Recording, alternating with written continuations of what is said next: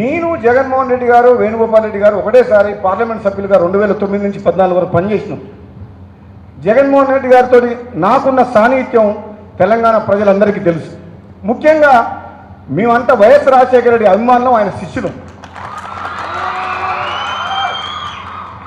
YS Rajasekhara Reddy గారిని స్ఫూర్తిగా తీసుకొని నేను రాజకీయాల్లోకి వచ్చి ఆయన ముఖ్యమంత్రిగా ఉన్నప్పుడు కొత్తగా పార్లమెంట్ నియోజకవర్గం ఏర్పడిన భువనగిరి నియోజకవర్గం నుంచి ఆనాడు మా సోదరుడు ఎమ్మెల్యేగా ఉన్న ఉమ్మడి ఆంధ్రప్రదేశ్లో మహాకూటమి అభ్యర్థి టీడీపీ, టీఆర్ఎస్, సిపిఎం, సిపిఐ 4 పార్టీల అభ్యర్థికి వ్యతిరేకంగా నేను 1,40,000 మెజారిటీతో గెలిచినంటే అది వైఎస్ రాజశేఖర రెడ్డి.